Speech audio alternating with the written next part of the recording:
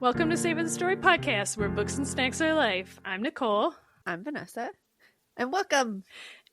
This is Yay! our last episode before Thanksgiving. I mean, before Halloween. So happy Halloween. Time warp. Happy Halloween, guys. Not Thanksgiving. I jumped ahead somehow. Yeah. Are you excited for Thanksgiving? No. I don't care about it. That's why I was like, why are we already excited? I'm not. I just forgot. Even my shirt has pumpkins on it, and I just immediately went to Thanksgiving. Whoops. Oh well. Dang. Yeah. Oh well. How are you?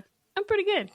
I mean, I know we don't have visual podcasts yet, but you know, if anybody's watching like our little bites or like little bits, I wanted to call them bites, but that's not what they are. That's something else. The little clips, like they're gonna be like, where is Nicole? And why is it so weird in there?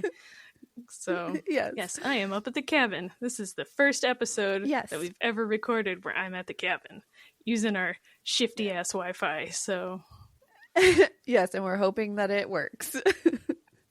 Yes, like it. I guess some lag is understandable, but I'm hoping it doesn't get so bad that we just want to, like, you know, scrap it. So yeah, I've been up here since like Thursday night. I drove up. I was like, I was deciding whether I wanted to leave Thursday night or Friday morning, and I was just like, I don't want to have to like worry about it, so I'm just going to drive up Thursday night, and I'm glad I did. There's no traffic, and I got to see the Northern Lights. So, that was great. Can we put a picture of that online?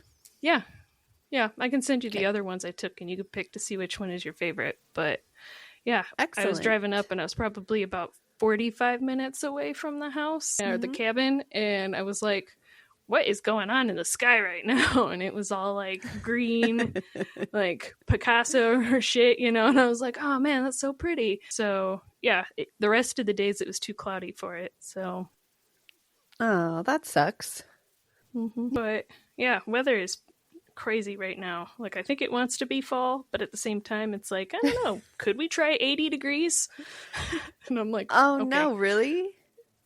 Yeah, it was like 80 the first day I was up here, and then 50 today. It was like 40. Tomorrow's supposed to be 60. I'm like, whatever. Yeah, it doesn't. I don't need to have allergies. Yeah, like, I don't need to have no allergies. So yeah, but yeah. How about you? How was your week?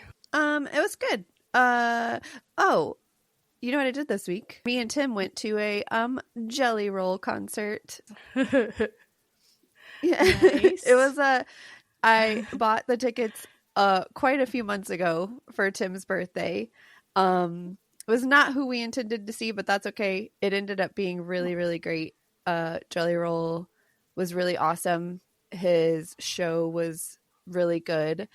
But also just like something I guess I just didn't really know about him.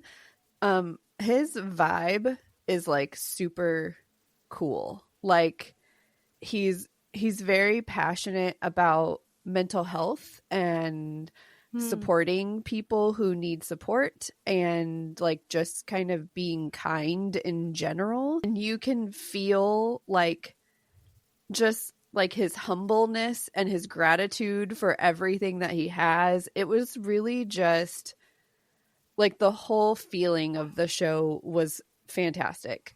And so he had a new album come out this past week as well. And actually at the show, they were promoting it and saying like, if you pre-order it, he put all of the proceeds towards mental health. Wow. People or mental health, whatever the like what's the word I'm thinking of? Yeah. So I don't know. It was just really cool. His vibe is just like, it's really awesome. Just helping people through change and support. And I'm really glad that I ended up with these tickets, even though it's not what I meant. Yeah, that's funny. When you when you said what you were like, oh, I got us Jelly Roll tickets. I was like, who in the hell is Jelly Roll? And so I Googled it. And I think he also happened to be on like a college football pre-game thing, and I was like, "That's Jelly Roll." Like that is not the vibe I was thinking. So no, he definitely does not look like what he's putting out there. But I've done a little more research now, and like he's early in his life, he was in and out of jail a lot and stuff like that. He's really turned his life around and really just like now wants to support other people and getting better. And I really love it a lot. That's super cool. He opened the show with a song that's on his new album. It's called I'm Not Okay. And it's basically about like not being okay, but knowing that you're going to get better and you're going to feel like you can make it through and stuff. And I really love it. Like that's awesome. I would recommend listening to him, even if maybe it's not your jam. Just give the lyrics a shot. Yeah, why not? I got a 3-hour drive ahead of me as soon as we get done recording, so maybe I'll give that a try. Yes, just a couple of the songs for sure. That's cool. But that's really all that I did as far as like my week this week. But I do have a little bit of like a listener update for you. Okay. Yeah, we got a message from someone. They emailed us and they referenced one of our first episodes. And they actually said that you can get Dippin' Dots delivered. What? So they gave us the website that you can go to, so I'll put it in the description. But I was like, oh goodness, this is like a whole new step to our this is awesome. To our snackiness. I'm gonna have to give it a try at least once. That's awesome. Okay, great. Thank you, listener. I appreciate and approve this message. Me as well. So I wanted to give a little book update as well. So this is the first time that I've ever done, like, this October has been the first time that I've ever done like a themed reading where I tried to read like spookier or whatever books. I don't think I like it. I don't want to do themed reading anymore. That's fair. It's not for everybody. I decided to try it out this year. Usually I don't go like 4 full weeks of themed reading, but I'll be like, I need a spooky season book, and I'll read like one. But I consider almost all fantasy to be spooky season reads. Because like if there's a witch in it or a vampire or something, I'm like, it's Halloween-y enough. Right. That's true. I mean, so I try to do like more thrillery and like spooky things, like specifically that kind of stuff. And I just feel like it, I don't know. I just feel like it was like restrictive almost. Like I couldn't read what I wanted to read because it was, I don't know. It was just, I don't love it. So I don't think that I will do it again or for any other season. That's fair. Yep. When Christmas time comes around, I'm only going to read one Christmas book. So. Okay. I think that's fair. If I happen to read one, it will be because it just happened upon my TBR. It won't be because I seeked it out. Not because it's been planned. But yeah, exactly. So do you read, are there any Thanksgiving themed ones? Or are you going to just go into Christmas? Like that'll be the next theme. I feel like that'll be the next theme. I don't know if I've ever seen a Thanksgiving, but I'll search for one. I mean, I'm always down to try something new, but there's got to be some like romance that's set at Thanksgiving or something. Oh yeah, I'm sure. Yeah. Do you have any more updates before we get into books? I guess, I mean, Sure. I mean, the reason we came up here is because every year Okay. we help with that fall festival at that winery that's nearby. And Yeah. so yeah, we helped out there. But other than that, I didn't really do anything else this week because Mike came up to the cabin so early. I just kind of hung out at my house and just like relaxed. But on that note, it does lead into what my snack is this week. And I was gonna say we didn't talk about snacks. I forgot that part. yeah. So because he was gone, I was like, I didn't want to do any cooking, so I did a lot of DoorDash and a lot of like just like ordering. And I got some food in this place. I've never ordered from there before, and I can't even remember the name. I didn't write it down, but they had horchata, and it was delicious. And then I had churros, and they were also delicious. So I will be rating this weekend churros. Excellent. So, yes, as soon as you started talking about it, I was like, oh crap, we forgot snacks. So we also ordered some food this week from BD's Mongolian Grill. And I don't know if I've talked about these before. I feel like I have used them as a thing before, but that's all right. They're the apple pie egg rolls. Oh my gosh, they're so good. So that's my snack this week. I did eat 5 of them.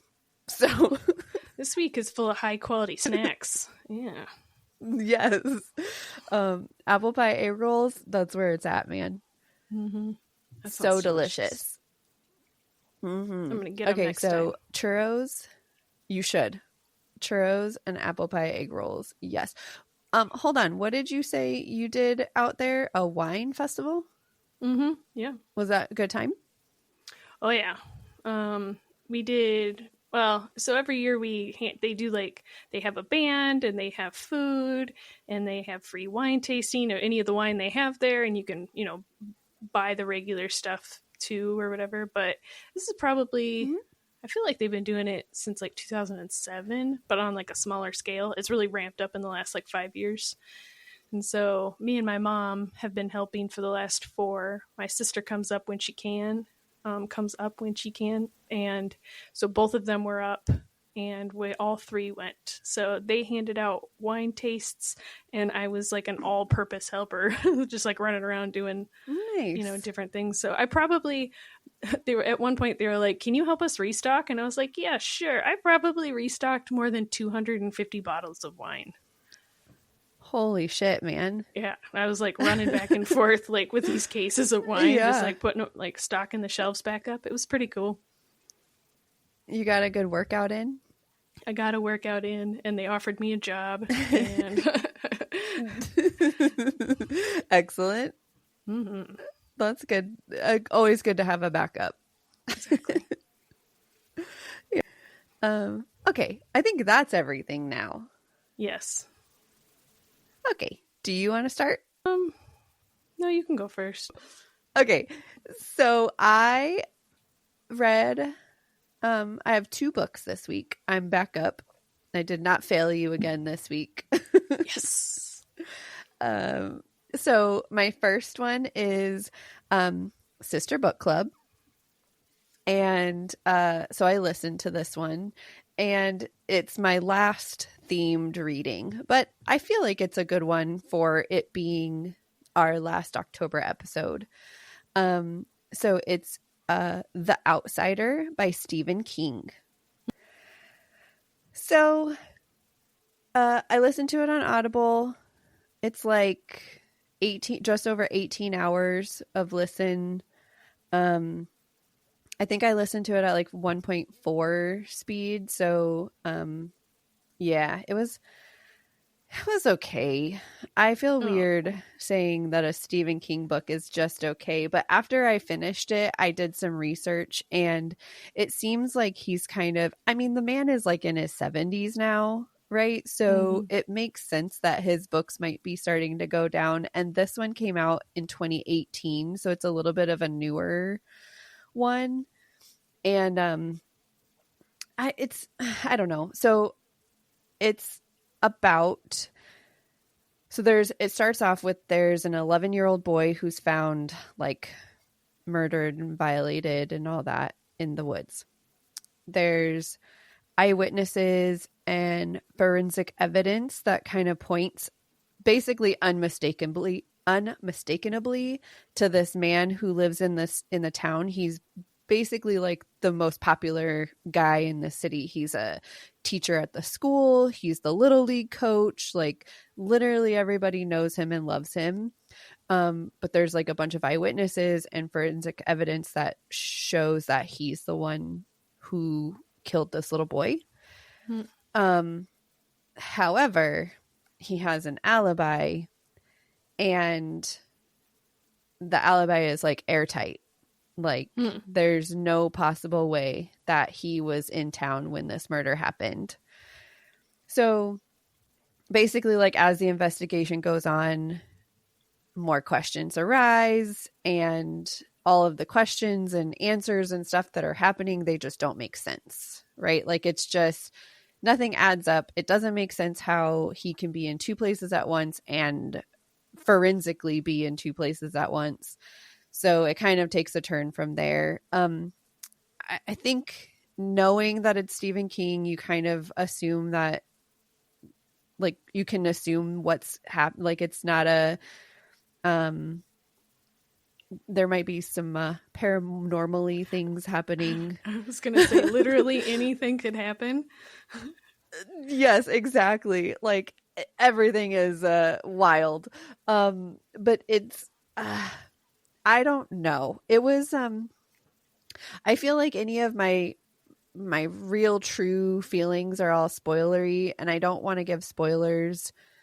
But I'll just say it felt like it built up to the end, and then when we finally got like the reveal and the end and like all that, it was just like, okay, that was like 20 pages or something.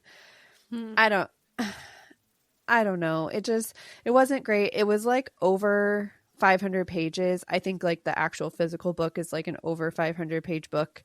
There's no reason this book needed to be that long. Like most of it is dialogue.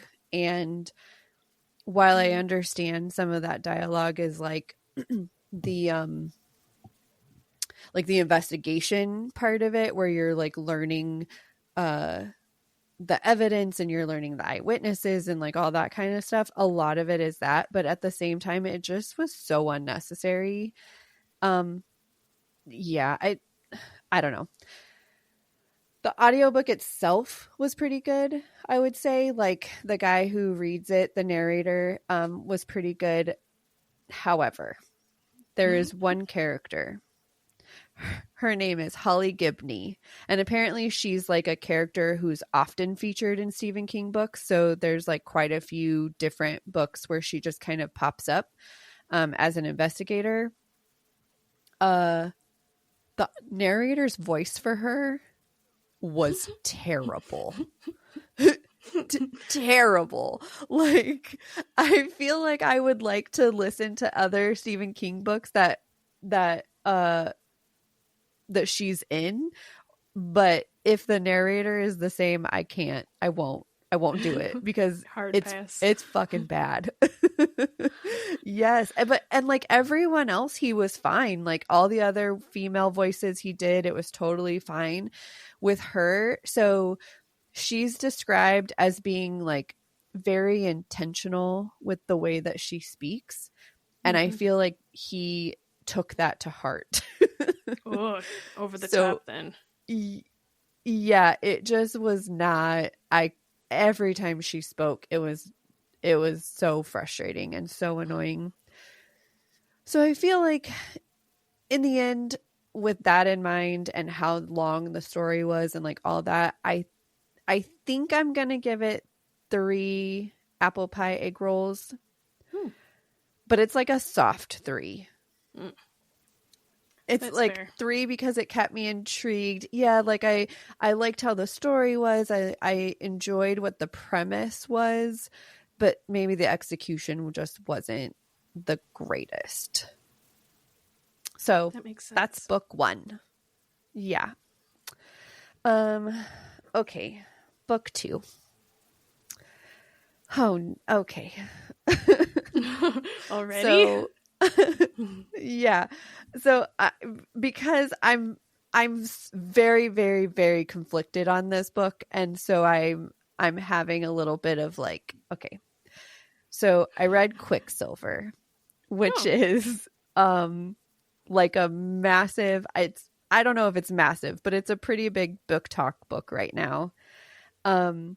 Everyone's loving it. It's like fantasy, romantasy, whatever. It's book 1 of the Fae and Alchemy series, but book 2 does not come out until fall of next year. That's right. So keep that in mind. Yeah, now I remember you saying that last week. Yep. Yeah. That I wanted to read a series book, but I didn't want to feel the pressure of having to finish them all, so I picked one that doesn't have the second book out yet. Right. So some of the stats up front, it's I read it on Kindle Unlimited, and it's 624 pages on Kindle. Jeez. So yeah. All right. Let me tell you about it. Right. So it follows this 24-year-old girl named Saris Fane.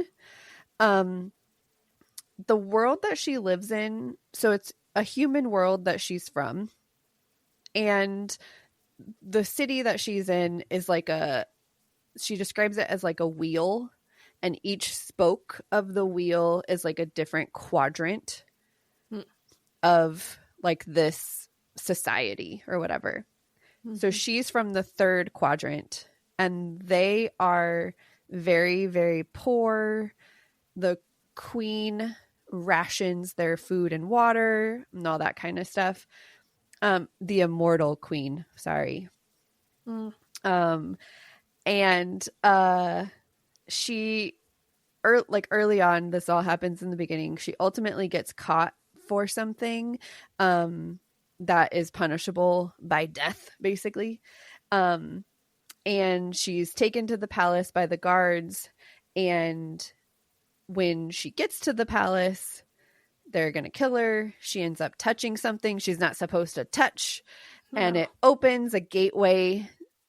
Of course. I mean, if you're going in there and you know you're going to be executed, why not touch something you know you're not supposed to, you know? Right. Exactly. The man is like yelling at her, like, don't do it. And she's like, what, this? So by touching this, it opens like this portal or gateway or whatever to other realms. And this other realm happens to be this Fae land. And in this human world or whatever, the Fae have always kind of been something of like myth and legend and like scariness.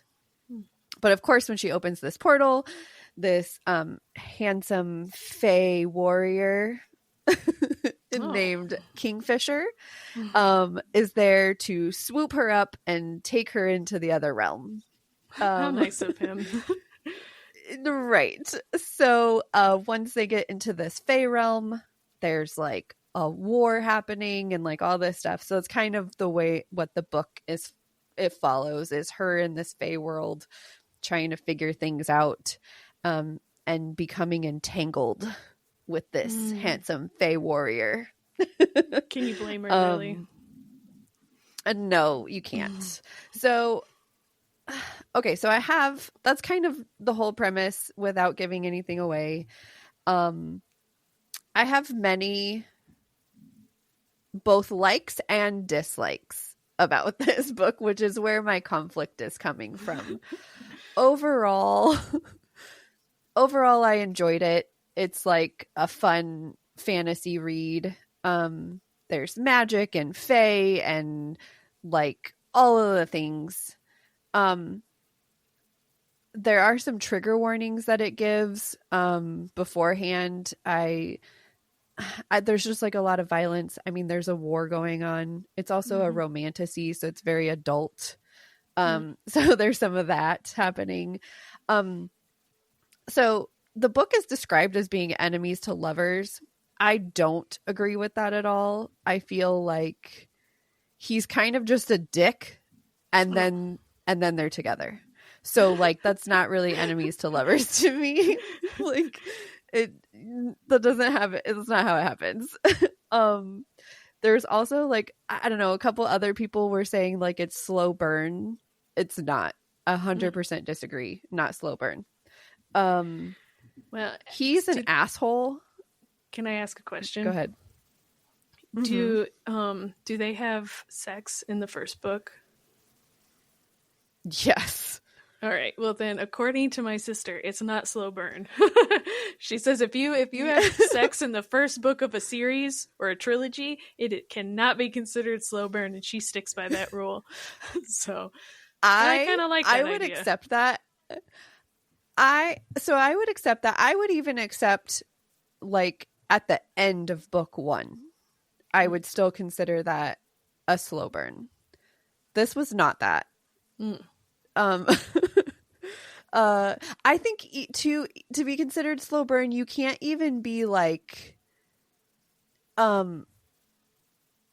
mentioning like that tension shouldn't really be there yet. Like you shouldn't be like, I don't know. Like that tension should be growing more and more, and like like in your own mind, like maybe in the narrator's mind.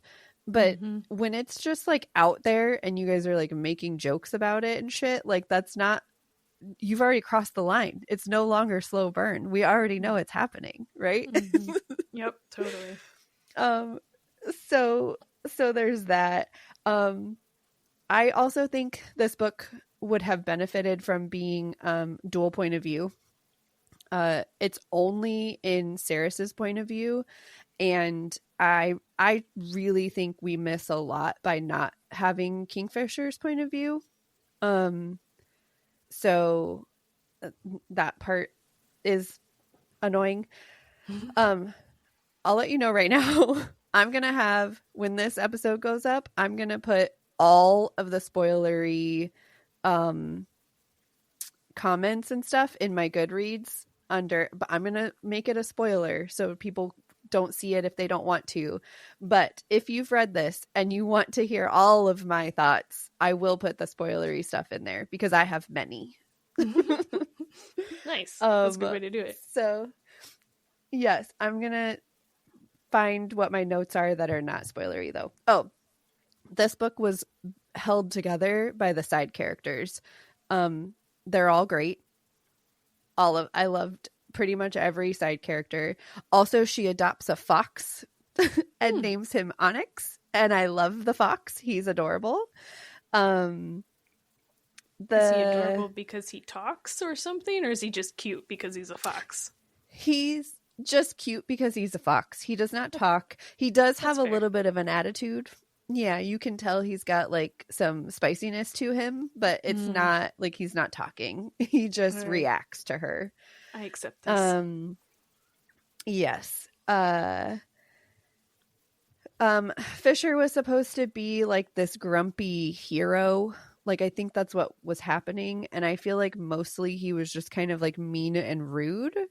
So like at some point I did like him, but it took me a while to kind of get past that. Let me see what else I have here that's not spoilery. I feel like the world building was okay. It started off okay.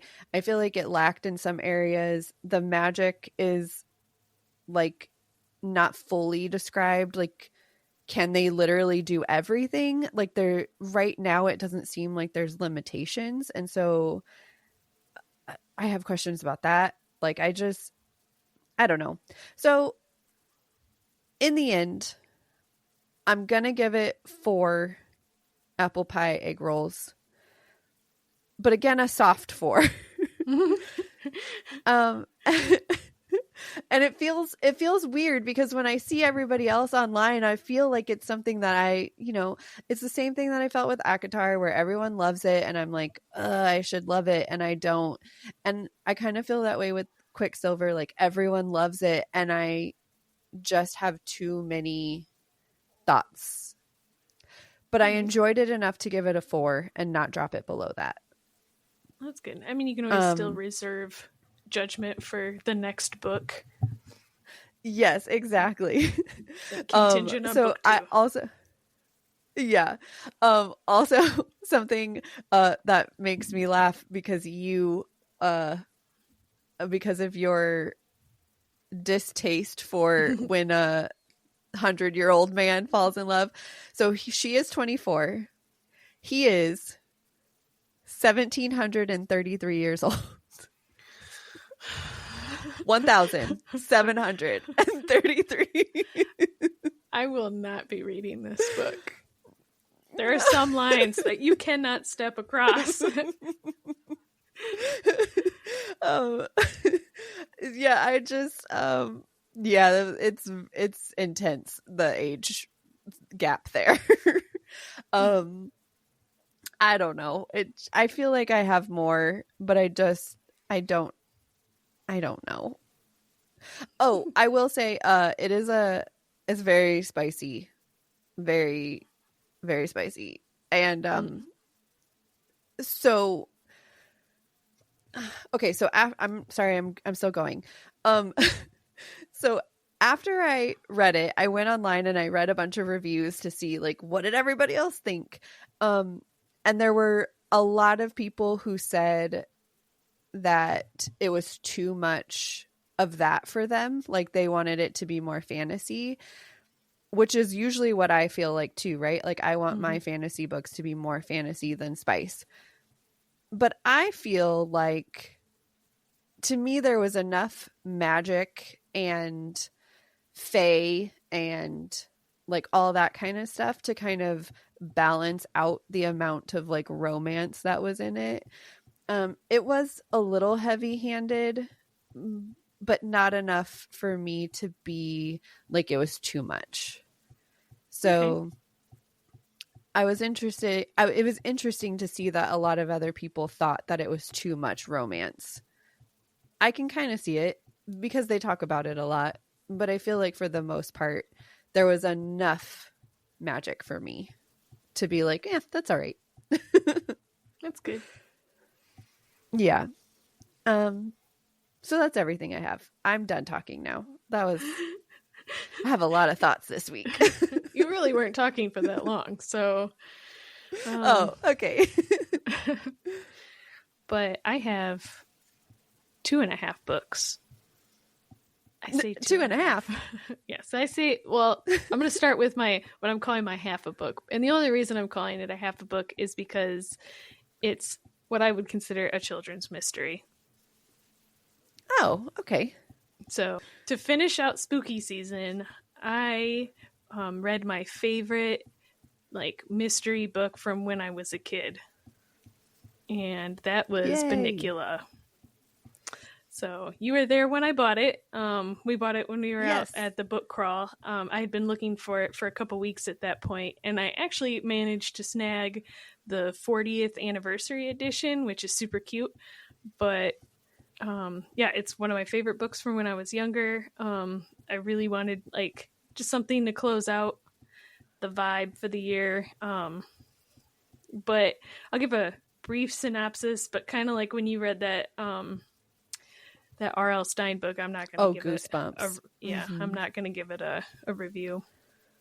But basically, if you're looking for a book for your kid, this is a chapter book, but it's about a family, and there's a mom and a dad, and they have 2 kids, and they also have a dog and a cat. And the book is actually written from the dog's point of view. So, that's adorable. Yeah. So it tells the story of how their family found a rabbit, and they end up adopting this rabbit. But there is something mysterious about this rabbit. And based on the name of the book, you can probably guess what that mysterious, affliction, if you want to call it that, is with the rabbit. So the whole book, it's only like 90 pages, is just like them finding like the cat and the dog doing research on, well, more the cat doing research on why he thinks you know, this rabbit is spooky, and then them trying to prove it, and then the conclusion, which is a happy ending. But it's a super cute book. I specifically wanted this copy because the original illustrations are literally the best illustrations. It's so cute. There is one illustration, it's my favorite. I kind of want to tell you what it is. Our listeners what it is, but I feel like it almost gives away a lot of the book plot. So, okay. But it's literally the cutest one. They are the cat and the dog and the rabbit. They're trying to figure out how to deal with the rabbit, and that's all I'm going to say. But if you ever read that book, that's my favorite illustration, and you probably know which one it is, or you should go look if your kids have it already. So that's my first book. Like I said, half a book. I didn't even rate it or anything like that, but it was like I think I want to read this for my last week of spooky season. Okay, the next book. I did not like this book. I'm just going to start out with that. No. So it's called The Book Swap by Tessa Bickers. And it was like I don't know what I was thinking. Well, I know what I was thinking, but it was like a grab onto my but on the Everend app, because I knew that I was about to make the drive up to the cabin and I wanted to have a book to listen to. And the description got me again. And the reason that it got me is because, one, it was under, like, at 1.2, it was like just about 6 hours, which is what my drive is. And it listed one of my favorite tropes, which is kind of why I picked it, is like the pen pal trope. And I love that. So I love that one. So I was like, oh, I am sure I love this book. Well, trigger warning, this book is not a happy book. Like, yeah, like the main female character, she is dealing with trauma associated with like the death of her best friend. The main male character is dealing with trauma because like his mom has a mental illness and he was wildly bullied in school. So it was just not like a happy book to listen to. But I also need to do some research because it's a British book and I need to work out how their schools work there, because they kept like, I understand the word, like they kept saying like, oh, in uni. And I was like, well, that must mean university. But then she started talking about, but then in sixth form, and I was like, what is sixth formed? And they started talking about all these different type of tests. And I was like, I have no idea what any of this is. So I really need to like, and that's where all the bullying is. Like, they're like, in sixth form, I got bullied. And I was like, is this like sixth grade? Like, are you being bullied in like elementary school? Here, listen. Are you ready? Okay. Mm-hmm. A sixth form is where young people can study A levels and sometimes vocational qualifications after they have finished their formal education at the end of year 11. Students mainly stay in sixth form for 2 years as they offer 2-year courses. They include years 12 and 13. Oh. It's between the ages of 16 and 19. Okay. Yeah. Okay, that makes a little bit more sense. But so that's interesting. Okay. Yeah. So that's where I think a majority of the bullying took place. But so the book is anyway, so there's a girl. She like I said, she lost her best friend and she's struggling to deal with that. She is kind of a book. Obviously, the name of the book is The Book Swap. So she is very into books. She, like, one day decides that she is just going to, like, Marie Kondo her entire life because of this trauma. Okay. And she gets rid of like all this stuff. Well, she realizes that she's donated a book of hers, and it has something that's very special, and it's from her friend who's passed away. So she takes all those books and she puts them into one of those community libraries, that you see, like they kind of look like little houses. She puts it in, unrealizing, she puts it in one of those, and a couple days pass, and by the time she realizes what's happened, she goes back and the book's gone, and she's obviously devastated. But she just happens to be walking by a couple days later, and sure as shit, her book is back in there. And she's like, oh, yes, great. So she opens it up. Like, the thing that she was looking for from her friend is still in there, so she's wildly happy about it. But then she realizes that in the book, there's a whole bunch of, because she's annotated her thoughts and feelings and all that other stuff. Somebody else has gone in there and wrote stuff to her notes, like his thoughts. Oh, okay. And so then at the end of the book, he's like, hey, meet me in this other book. And he puts a copy that he's annotated of a different type of book. And so that's kind of the whole story, is them going back and forth, annotating in these different books and asking each other questions. So it's kind of like a mystery book club. I feel like that's a really cute pen pal idea, or like right. That premise is super cute for you to like be talking back and forth through books. Yes. I really like that. Right. So that's why the description was like, oh my gosh, this sounds so cute. But so that's the cutest part, and that's like what drew me in.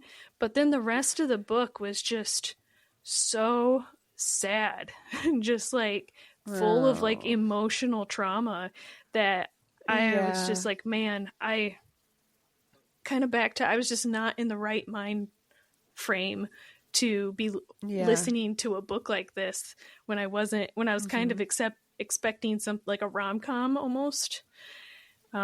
This was not it. So, like I said, that I knocked some off because of that. Like off of, like, if I was going to give it like a 5-star rating, I knocked some off of that. Also, the timeline is kind of wonky.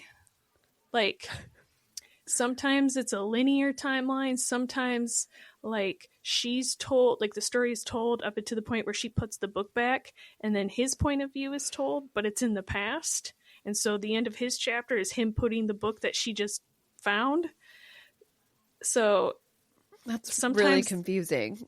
Yeah, so listening to it was difficult. I feel like if I had the physical copy in front of me, I would have probably had to go back and like reread things. But because I was just listening, I was just like, okay, this is just me now. But yeah, so both characters in this book are just, I mean, they're going through a lot of stuff, but because of that, they're also just like kind of selfish people, like they've been having such a bad time that like they kind of forget that other people could also be having a bad time, and they don't realize that, and so they're kind of a-holes about it. All right, so they're not very supportive of like helping the other through, or understanding. You know what I mean? Like, like they're the ones that I'm had sad. Bad stuff you happen. Can't be sad too. Right. Only one of us can be sad at the same time. Right. So, not a huge fan. I will say, if you're going to listen to this, I suggest don't. Maybe just get get it on Kindle or like a physical copy, because the narrator had one voice for all female, because there's a female and a male. Sorry. So like the female narrator only had one voice for all of her female characters.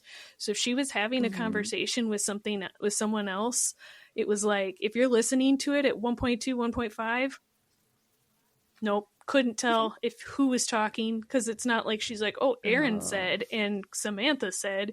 It was, I'm talking. Now I'm talking. I'm like, who's talking? So I didn't like that. Yeah. And then, oh, this is the worst part if you're listening to it. The main lead for the male, one of his trauma points, and I don't care that this is a spoiler, so you're just gonna have to deal with it. So understood. The main characters, one of the reasons he's got teased is because his dad was a one-hit wonder, and without giving anything else away, right, I'm not going to tell why that was a big deal, but there is a song that is repetitively, just one line of this song that's repetitively sang over and over, probably 8 or 9 times in the book. But the guy, the male narrator, sings it in such a stupid fucking emo voice that if I have to listen to it again, I'll scream. Because it was like, do you know me? I was just like, shut up. Like, no wonder you got, like, if that's really what it sounded like, no wonder. Like, oh no, I couldn't do it. It was so bad. Every time he started to talk about his dad, I was like, skip. Like, just in case. You're like, I know what's coming. Yeah. So, yeah, that was tough. There was a lot of down things. Also, in addition to having my favorite trope in it, which is why I picked it up, it has my least favorite trope in it too, which I was not expecting. And great. So I took it as like when I read it, I took it as like because it calls it a second chance romance. And I know you like those. So I was like, it has to be done specific way though. Right. So I wouldn't, kind of like we were saying when we were talking about tropes, I don't consider, I guess, like I said, maybe in the umbrella of second chance, but it was a miscommunication trope. That was why it was second chance. And I was like, nope. Like, as soon as I got to that part, I was angry and I just finished out the book because I only had like an hour left. So I was just like, I'll just finish the book and be angry. And that's what happened.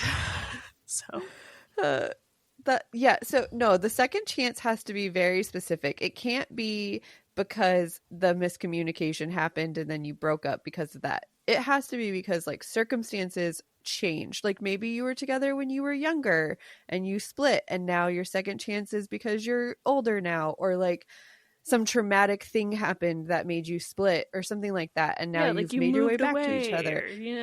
Yeah, something like that. If it's because you just miscommunicated and you guys just fucked up because you guys were idiots, then no, you don't get a second chance. Yeah, it kind of goes back I to agree with you. I mean, I understand when you find out what the miscommunication is. I understand a little bit, but at the same time, I don't know. I was already not feeling the book, so I give it 2 churros. Okay. 2 little churros.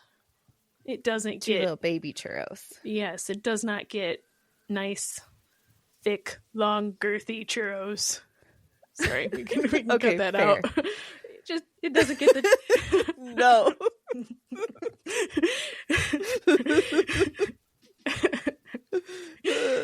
It doesn't get like normal sized churros. I don't know. What's normal, Nicole? I don't know. No, I love it. Oh, we're gonna leave it in there. Great. So, can I talk about my third book?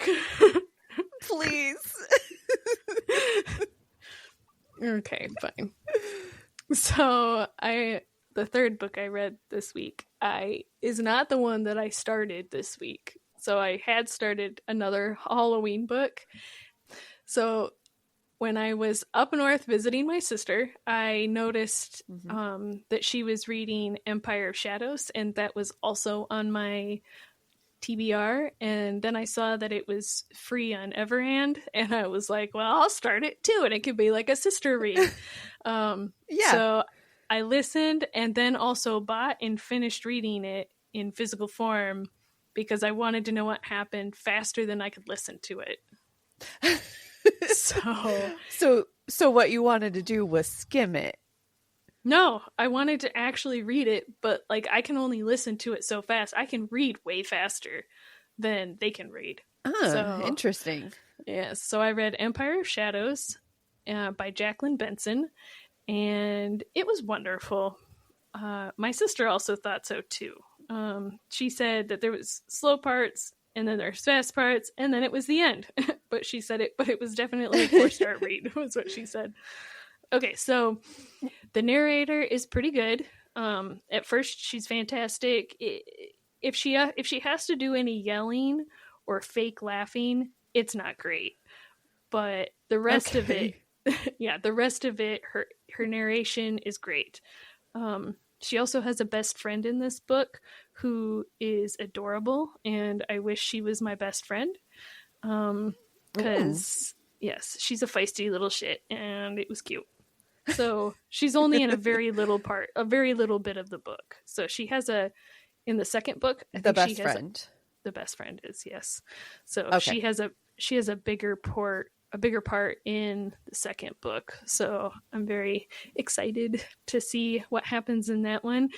I already know a little bit what happens because I've already started it, but so her friend is very cute. So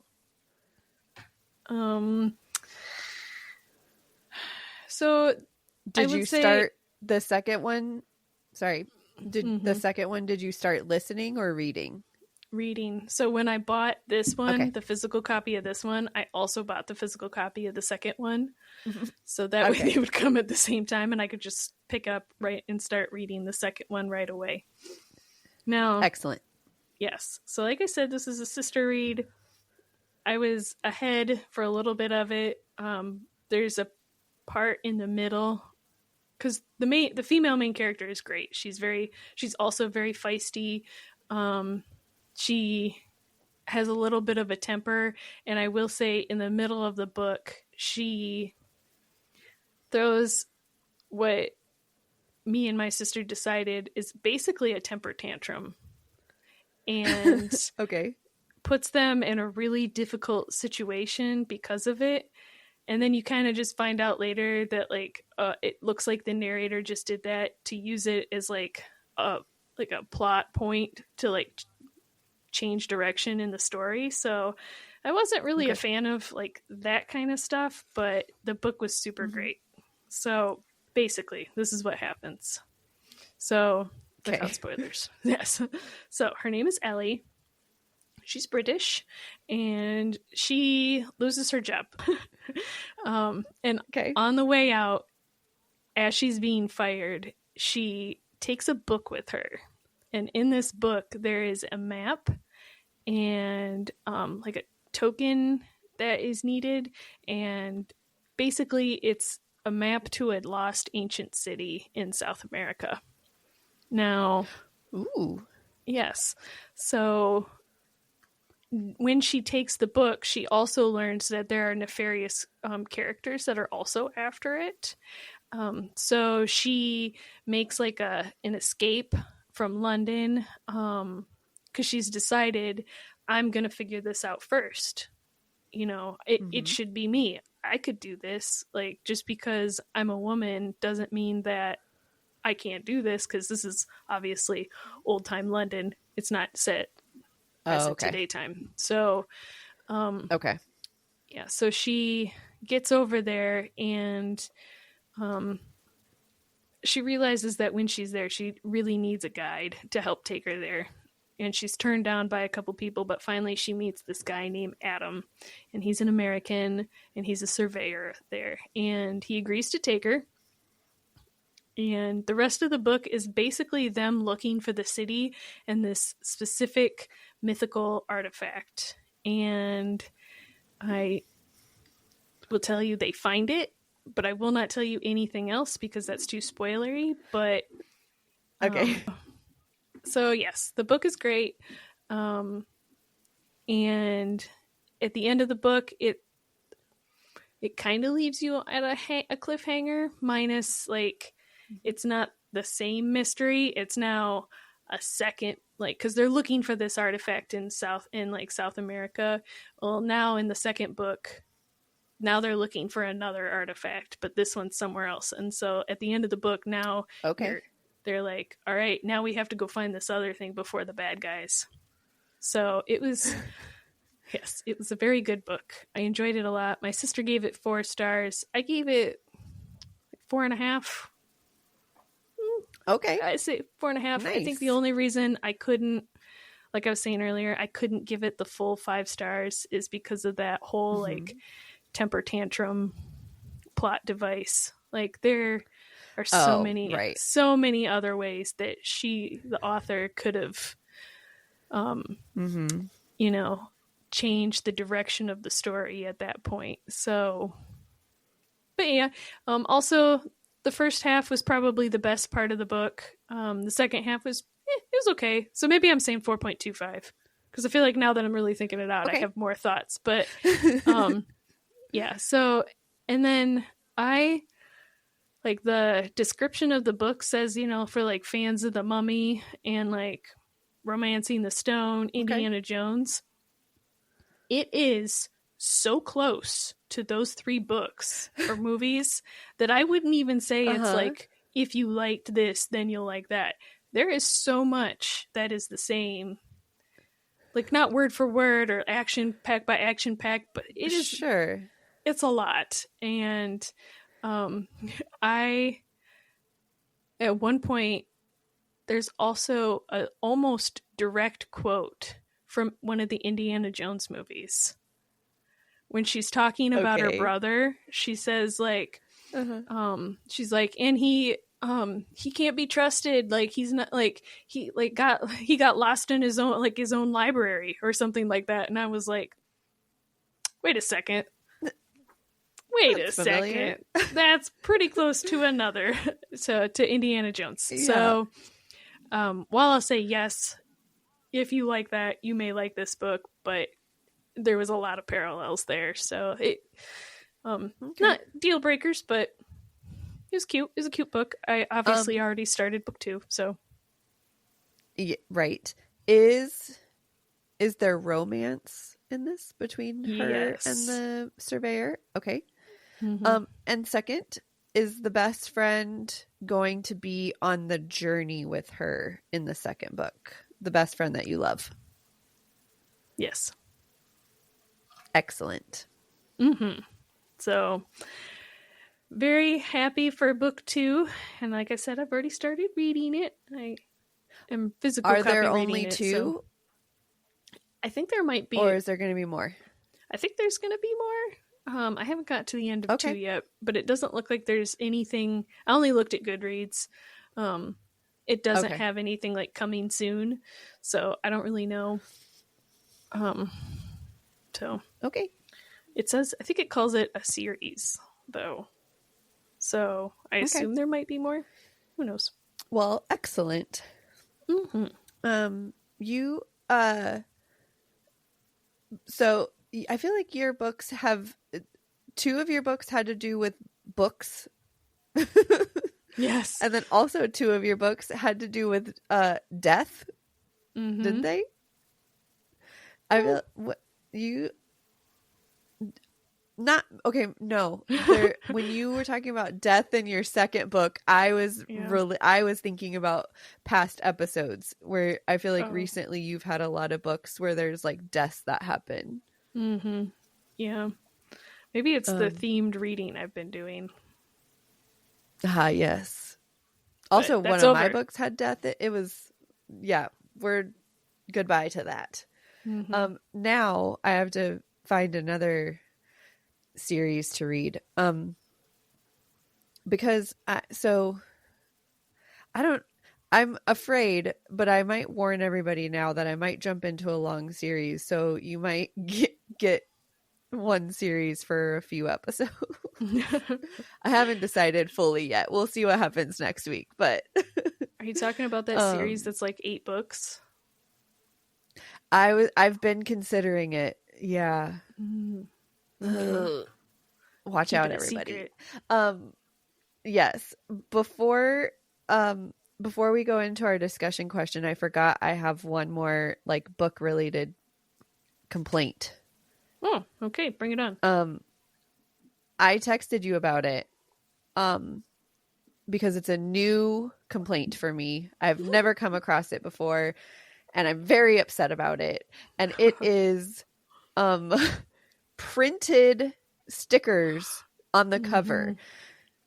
So it's already annoying when companies put stickers on the books and then you have to figure out how to get them off without ruining the cover. But when they print it, when you print the sticker directly on the cover, what are you doing, Mr. Publisher man? Like, so this goes back to one of our previous discussion questions where do you buy a book based on its cover? The answer is yes. I bought this book based on the cover. Just saw the cover and was like, I want that book. And then I get it and it's got a fucking printed sticker on it and it ruins the entire cover. That's the worst. I'm very bothered. Do you think you could like reprint it somehow without the sticker and just put your own cover on it? Or I'm not gonna lie to you. I have thought about it. But I don't know how I would even how I would do it. I also am annoyed when they put like quotes on the front, like the front of it says chilling and beautifully written by somebody, like some other person. Like, you put that shit on the inside flap or even on the back. Why are you putting that on the fucking front of this beautiful cover? I'm distraught, man. Are you going to return it? No, because it's so, I want it. I also bought it from the UK, so I don't know if I can return it. Oh, yeah. Nope, that's yours forever now. It was yeah, I'm very upset. As soon as I opened it, I went to like see if I could scratch it, and I was like, wait, what is this? I like your wild scritching motion that nobody else can see but me. Yes. No. It was very piratey. Yes, I'm basically a pirate. Yeah, I'm very upset about it, and I just want you to be upset with me. Thank you. I am upset with you. It's hold on. HarperCollins Publishers. What the fuck are you doing? Yeah, no doubt. Get it together, man. All right. Are you ready? Yes. Ready for our discussion question? Yeah, pull that shit. Got it. How do you get out of a reading slump? Easy peasy. Actually, can I ask you a question before we do that question? Yes. All right. So, like, I guess before we answer, how do you get out of it? Do you have anything that you know will put you into a reading slump? Oh, what a good question, man. Surprise! More and more and more. Honestly, really, really books that are okay. So I don't know how to answer it because I don't have like a specific thing that does it.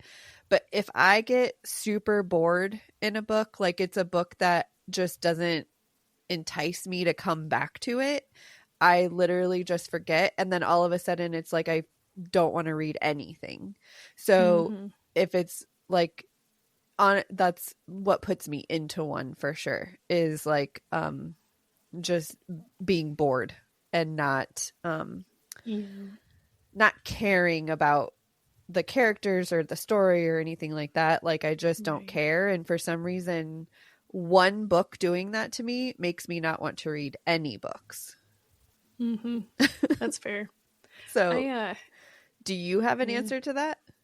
Yeah, because I've noticed it in like some of the weeks that I have a lot of reading. Like I've read a lot of books, like maybe 3 or 4 books. Mm-hmm. Sometimes at the end of a week, I have like, I don't want to, we'll call it like a mini slump where I'll read Mm-hmm. 2 or 3 books, and then by like Friday, I'm like, I need I need to not I need to recover from reading almost, because I've like put it on myself that I'm going to read all these books. And Mm-hmm. I think sometimes, I don't think I've ever had it been so bad where I'm like, I'm not reading ever again, or I'm not reading for a week, but definitely I'll have like a day where I'm like, I'll have a book out or I'll have my phone out, and like you're looking back and forth and you're like, yeah, just play on my phone for tonight. And Exactly.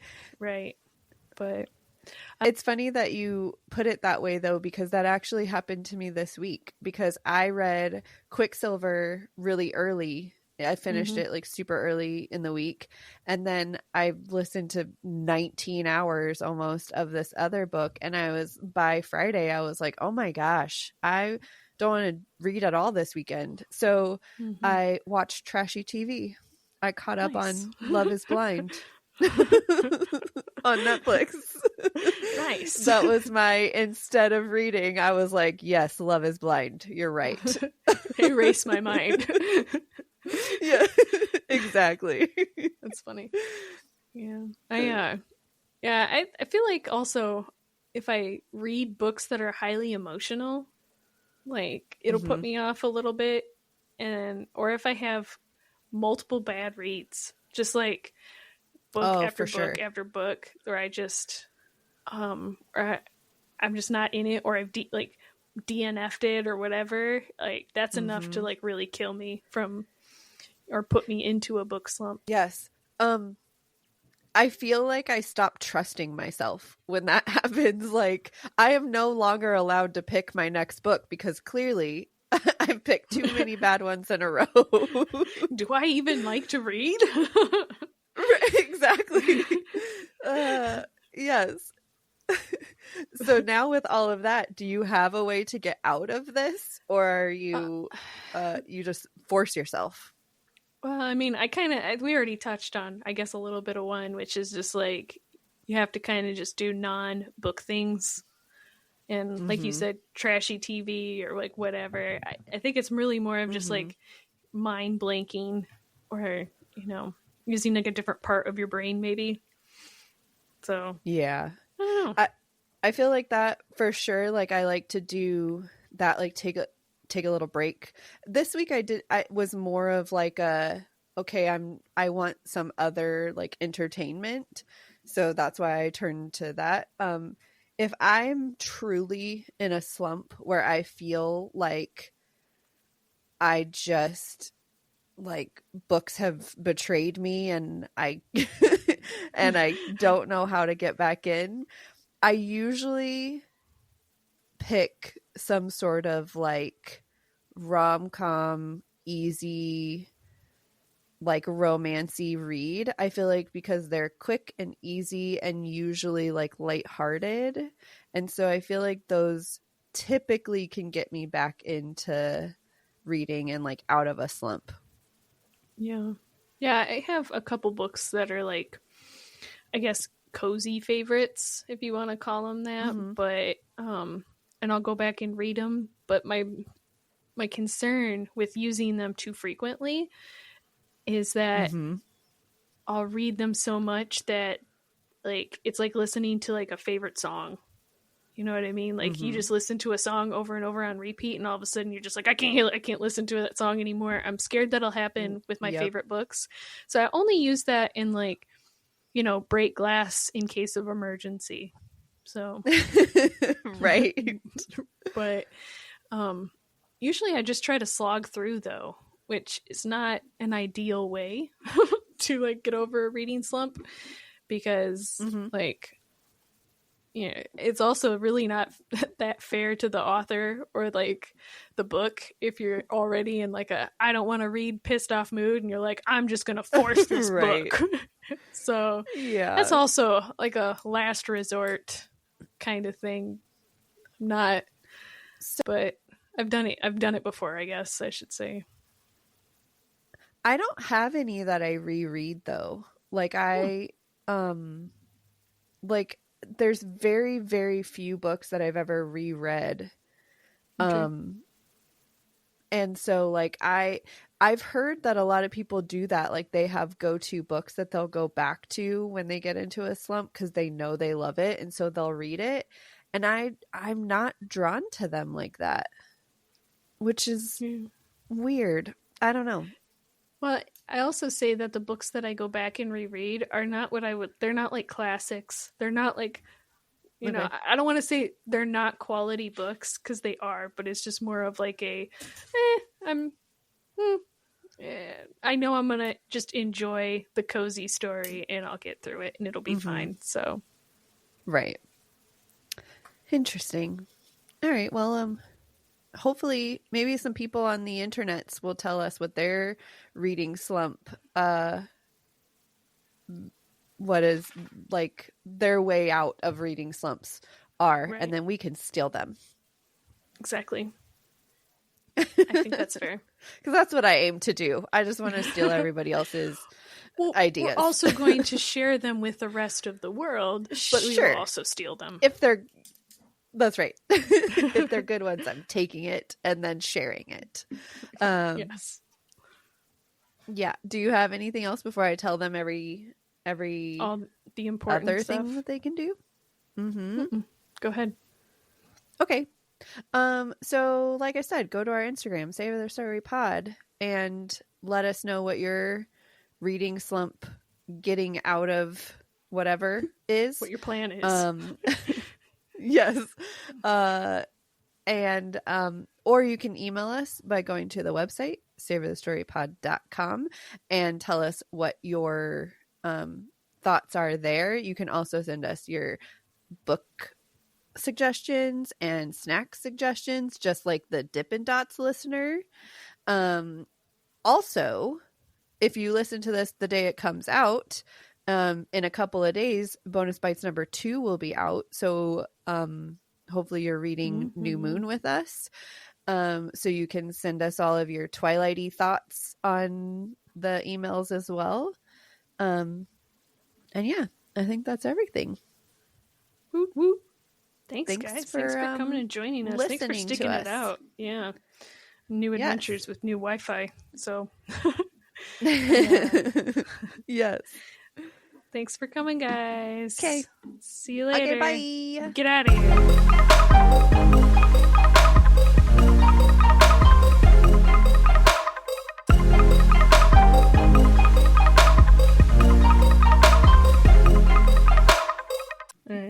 Oh my gosh. Can you hear noises right now through your headphones? What kind of noises? So if you can hear anything, my cat is currently above me, sprinting back and forth. No, I cannot hear that. All I can hear is little paws going like.